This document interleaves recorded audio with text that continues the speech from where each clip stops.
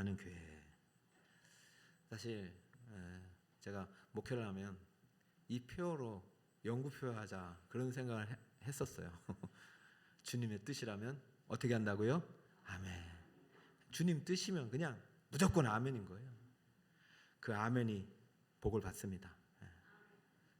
근데 중요한 거는 주님의 뜻이 뭔지를 알아야 아멘할 거 아닙니까? 그죠? 서로 막 주님의 뜻이라고 싸우니까.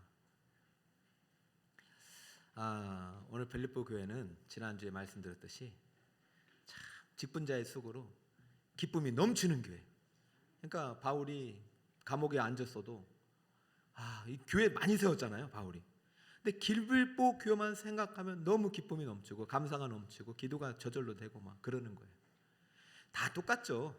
다 사랑하죠.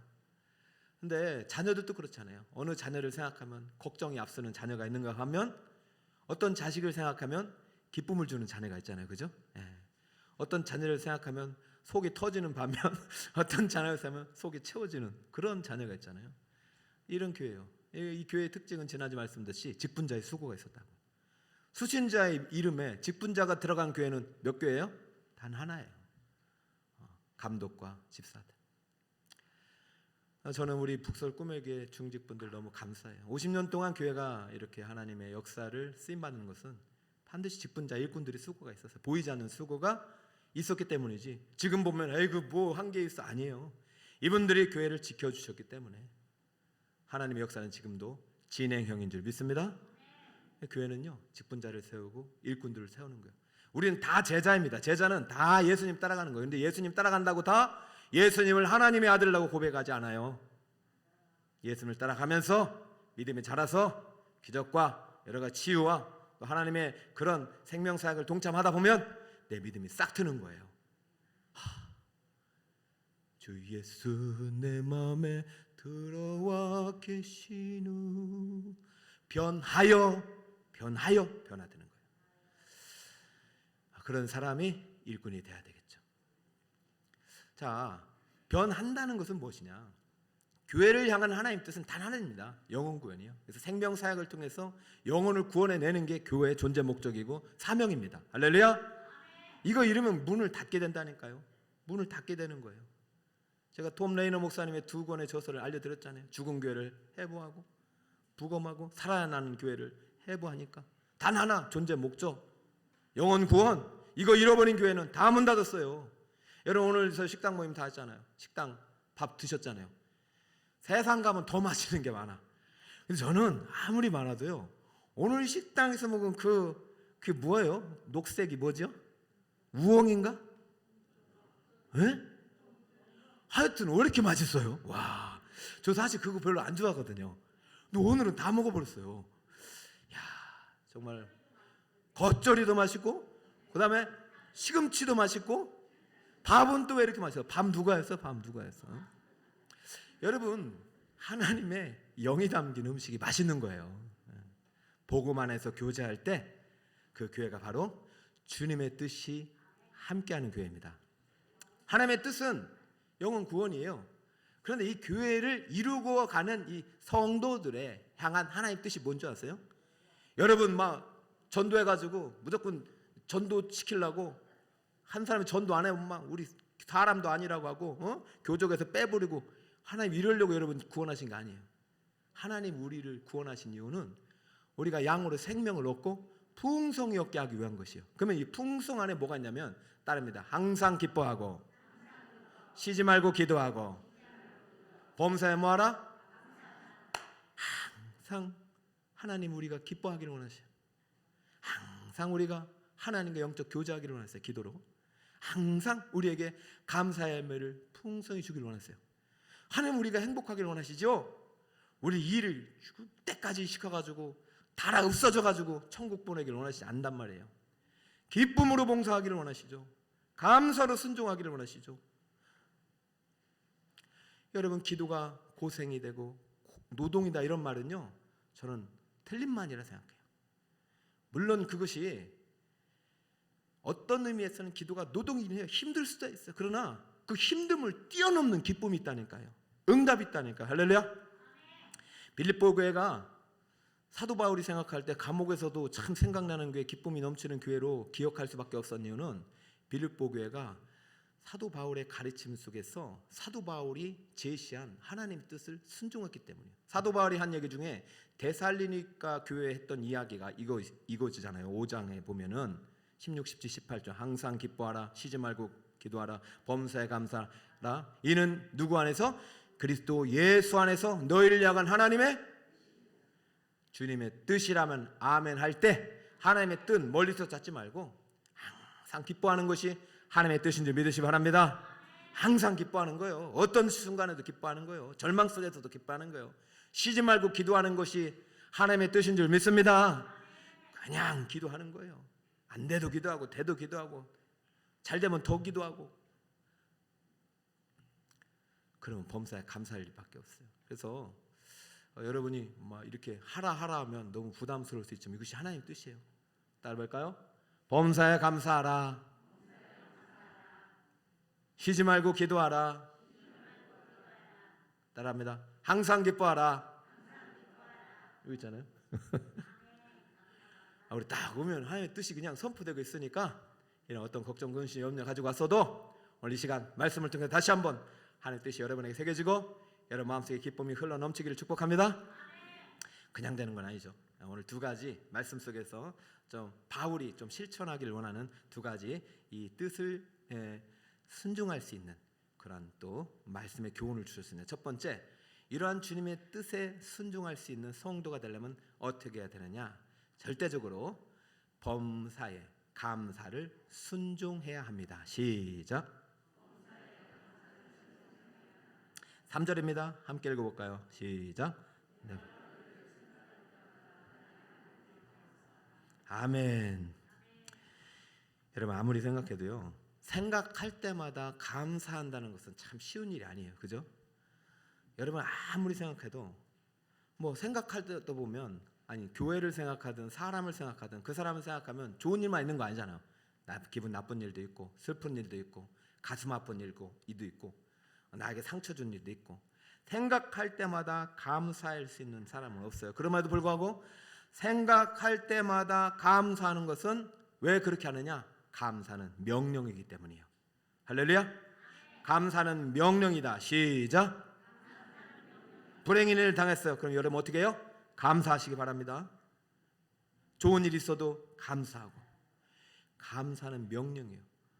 그러니까 바울이 지금 빌립보에게 편지를 쓰면서도 지금 계속해서 빌립보 교회를 향하여 안 좋은 생각보다는 무슨 생각을 계속 만들어내고 있어요? 감사한 생각을 만들어내고 있는 거예요. 그래서 편지에 그 감사가 넘치게 흘러가게 하고 감사가 또 다른 감사를 만드는 거예요. 처음부터요, 사람 만나마다 당신 얼굴이 피곤해 보이네 막 이런 사람 있잖아요. 야 어제 뭐 먹었냐 하면서, 야 살이 이렇게 쪘냐 하면서, 그런 사람 만나지도 마세요. 만나지도 마세요. 처음 오자마자 아이고 얼굴이 생명의 꽃이 피었다, 왜 이렇게 10년은 젊어 보인다 이렇게 하셔요. 그또 어떤 분이 그러더라고요. 10년밖에 안 젊어 보여요? 이런 분들이 항상 이 감사가 없는 사람이에요. 아이고 네 그래가지고 그 다음 주 만나서 이렇게 했어요. 20년이 젊어 보입니다. 할렐루야. 그때 이분이 그래요. 그건 거짓말이다. 어떡하라고. 여러분 생각할 때마다 불평불만인 사람이 있어요. 그 사람들은 좀 멀리. 근데 만날 때마다 감사하고 칭찬하는 사람을 가까이 하세요. 바울이 그랬단 말이에요. 항상 기뻐하고 쉬지 말고 기도하고 범사에 생각할 때마다 무엇을 생각해냈어요? 여러분 제가 정말 이거를 작년부터 이제 하고 있거든요. 제가 정말 힘들 때는 일기를 많이 써요. 지금 힘들 때는 일기를 막 한 1시간 쓸 때도 있어요. 근데 기쁠 때는 또 쓸 일이 별로 없어. 이상해. 저는 이상하게 힘들면 일기를 많이 쓰는데 안 되겠다.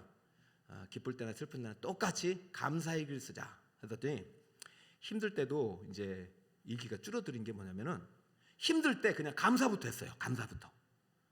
감사. 그래서 오늘 피곤하고 힘들고 어려운 일이 있을 때 무조건 딱 감사 일 해서 생각이 안 나. 그래서 어떻게든 5개에서 10개를 찾아내요. 무조건 10개는 너무 힘들더라고. 작년에 해보니까. 그래서 아니야 10개도 할 수 있어요. 하여튼 5개부터 해서 10개까지 써내는데, 야, 그러다가 뭘 발견했냐면, 야, 이런 상황 속에서 감사하니까 어떤 상황 속에서도 일하고 계신 하나님을 발견했습니다. 바울이 지금 그걸 알려주는 거예요. 왜 감사해야 되느냐? 모든 상황 속에서 일하시는 하나님이 그 안에 계시기 때문입니다. 자, 6절 다 함께 한번 읽어볼까요? 시작. 착한 일을 시작하고 그리스도 예수 안까지 이루실 줄을. 너희 안에 착한 일을 시작하신 누가? 예수님이. 5절에는요, 첫날부터 이제까지 복음을 위한 일에 참여하고 있기 때문에 감사한데, 사실은요, 이 참여하다 보니까 절망이 왔어요. 지금 뭐냐면 열심히 했는데 지도자는 어디 가 있어요? 감옥에 가 있어요. 열심히 했는데 지금 열매는 나타나잖아요. 그래, 사실 내가 열심히 복음을 해서 수고하고 충성했는데 나한테 다가온 건 이런 어떤 절망적인 상황이고 안 좋은 상황이란 말이죠. 감옥에 갇힌 현실, 감사가 안 되잖아요. 그런데 이때도 바울은 어떻게 해요? 감사를 찾아보니까 이런 절망 속인 현실 속에서도, 옥에 갇힌 현실 속에서도 그 옥문 안에 갇히 계신 내 안에서 착한 일을 시작하신 예수가 보이고 그리스도의 날까지 이루실 것이라는 믿음을 붙잡게 된 줄 믿으시기 바랍니다. 할렐루야. 제가 감사하면서 최근에도 그걸 알고 있었는데 빌립보서 묵상하다가 내 안에 착한 일을 행하신 이가 내 안에 계시다면 내가 못해도 이 일은 반드시 하나님께서 완성시킬 줄 믿습니다. 제가 이렇게 기도 제목을 받다 보니까 여러분, 큰 프로젝트도 있고 고난의 문제, 또 질병의 문제가 있었지만은 여러분, 그 안에서도 예수님께서 착한 일을 시작하고 계신 줄 믿습니다. 예수님이 시작하셨으니 마침내 이루실 거예요. 여러분, 풀못 속에 누가 계셨어요? 예수님이 계셨잖아요. 다니엘의 사자굴 속에 누가 계셨어요? 예수님이 계셨잖아요. 바울의 옥문 안에 누가 계셨어요? 예수님이 계셨잖아요. 풍랑이는 바다에 누가 있었어요? 예수님이 계셨잖아요.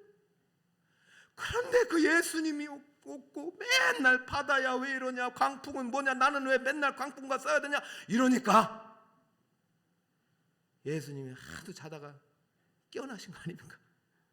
제가 우리 목사님들 모임 가가지고, 목사님들, 제가 지난주에 설교하겠는데 질문 안 합시다 그랬더니 목사님들 모임에서 해보시오.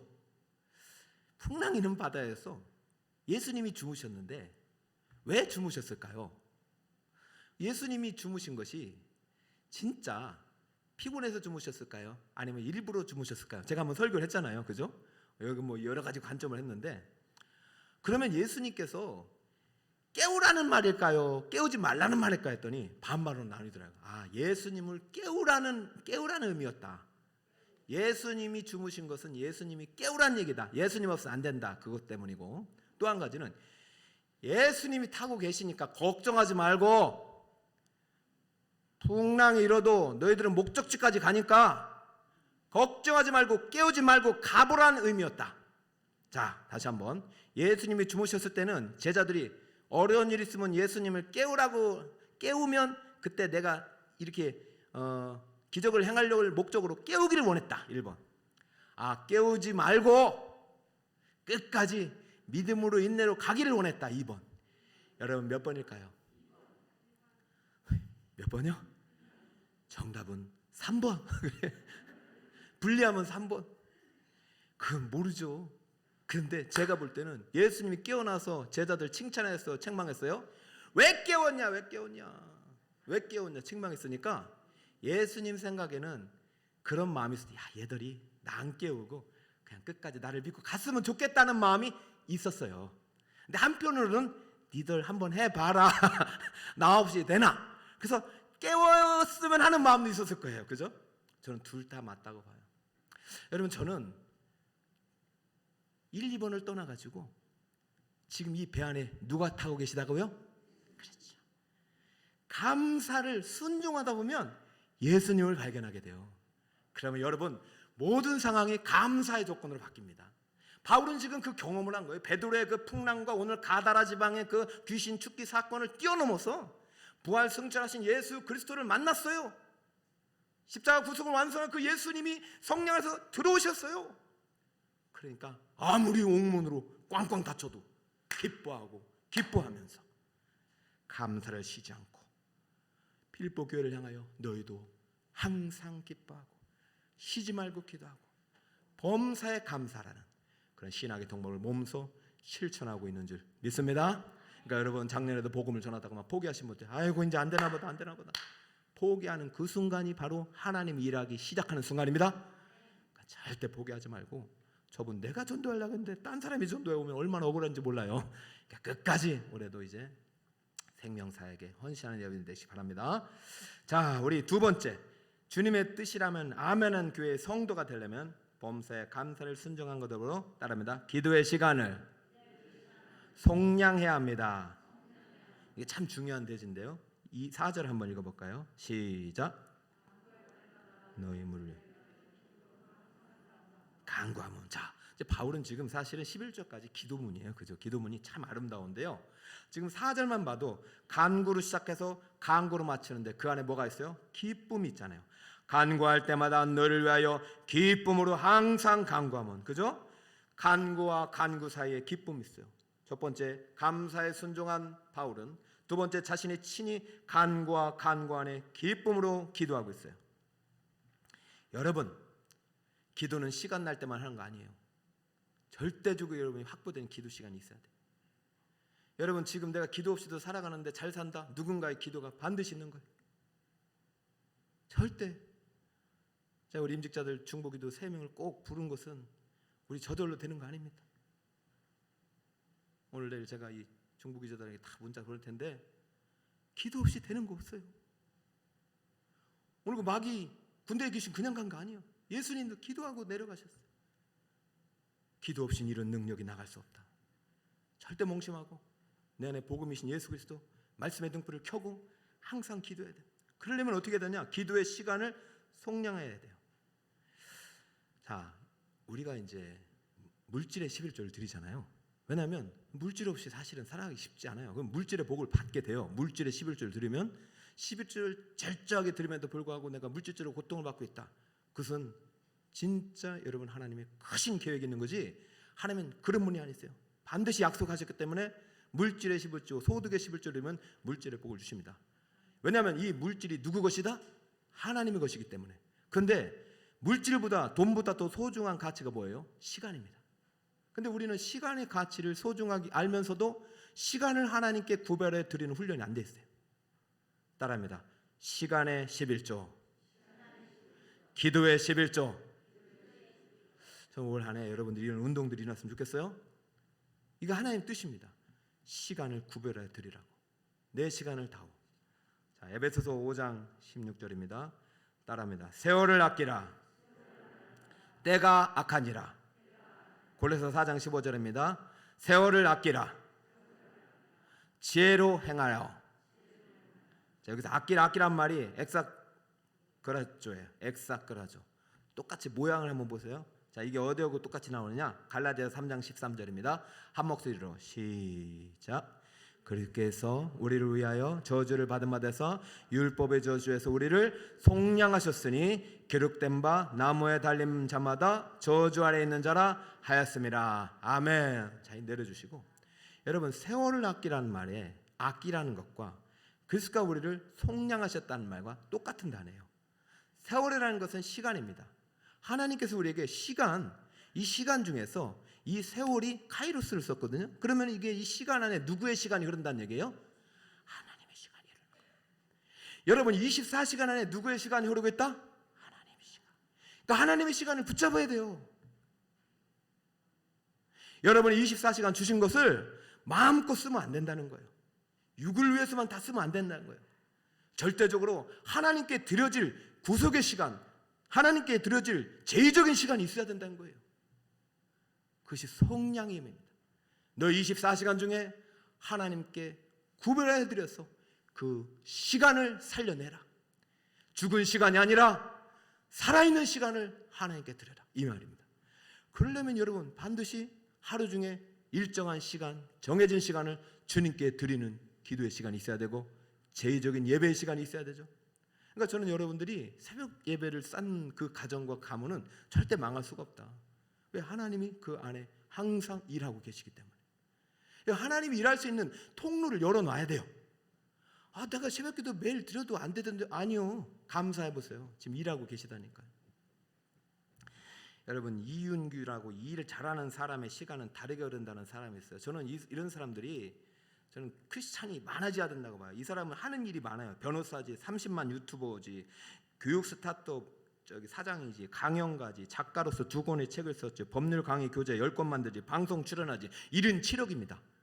1인 7억인데도 이 사람은 시간이 넉넉하대요. 이것을 감당할 수 있대요. 왜 그러냐면 이 사람은 철저하게 지키는 원칙이 있대. 아무리 24시간 중에서 절대로 방해받지 않는 2시간, 절대로 집중할 수 있는 2시간만큼은 빼놓는다는 거예요. 그래서 이 오전 2시간, 오후 2시간만큼은 절대로 방해받지 않게 자기 시간을 확보해 놓는데, 여기에서 이제 자기만의 어떤 창의적인 일을 한다는 거죠. 저는 이러한 지혜적인 원리가 우리 크리스찬에게도 있어야 된다고 믿고, 저는 하나님께서 여러분에게 구별된 시간을 드리는 여러분에게 그 시간을 통해서 하나님의 하늘의 자원을 부어주실 줄 믿습니다. 믿음 가지고 철저하게 시간을 구별해 드리보세요. 하루에 24시간, 시간으로 따지면 1440분, 10분의 1이면 몇 분입니까? 144분, 2시간 24분. 여러분, 2시간 24분의 시간의 11조를 하나님께 드릴 수 있는 믿음의 결단이 올 한 해 생기길 축복합니다. 2시간 24분이 아니라면 그것이 10분의 1이라도, 하루에 30분이라도 하나님께 구별된 시간을 드릴 수 있는 여러분이 되길 바랍니다. 그럴 때 하나님이 우리에게 놀라운 은혜, 충만한 열매들을 주실까요? 그렇게 시간을 속량해서 하나님께 드리고 감사에 순종하는 삶을 통해서 주님이 기뻐하신 뜻을 이루어갈 때 하나님께서는 11절의 은혜로 갚으십니다. 결론을 맺습니다. 11절 다 함께 읽습니다. 시작. 예수 그리스도로 말미암아 이의 열매가 가득하여 하나님의 영광과 찬송이 되기를 원하노라. 한 번 더 11절 시작. 예수 그리스도로 말미암아 의의 열매가 가득하여 하나님의 영광과 찬송이 되기를 원하노라. 아멘. 저는 여러분 모두가 하나님의 영광이 되기를 축복합니다. 왜 하나님께 영광을 저 금메달 딴 사람하고 저 연예인 연예 대상자에만 돌리냐고요. 하나님께 영광은 그런 곳에 있는 것이 아니에요. 하나님을 진심으로 사랑하고 하나님의 뜻대로 기뻐하고 기도하고 감사하는 그 사람을 통해서 하나님의 영광을 받을 줄 믿습니다. 그럴 때 의의 열매가 가득한 거예요. 자, 어제도 우리 예배 드리면서, 우리 가정 예배 드리면서 우리 자녀를 축복했고 우리 북서울 꿈의 교를 축복했어요. 너희들이 시간을 무가치하게 여기지 말고 하나님이 주신 시간을 구별해 드리면 하나님께 너희를 높은 자리에 세우실 것이다. 너희를 하나님께 아름다운 자리에 세우실 것이다. 그때 너희들이 하나님께 영광을 돌리는 찬송이 되거라. 할렐루야. 우리 북서울 꿈의 교회 성도들 지금도 하는 모든 일들이 하나님의 영광을 위한 꿈의 재료가 될 줄 믿습니다. 시간을 구속하고 감사를 순종하고 항상 기뻐할 때 여러분을 통해서 일하시는 착한 일을 시작하신 하나님께서 마칠 때까지 함께 하시고 이루실 줄 믿습니다. 할렐루야. 말씀의 결론을 맺습니다. 따라합니다. 주님의 뜻이라면 아멘 하는 교회와 성도가 됩시다. 네, 옆에 분 한 번 더 주님의 뜻이라면 아멘 합시다. 2사람 이상 시작. 할렐루야. 그러려면 자, 오늘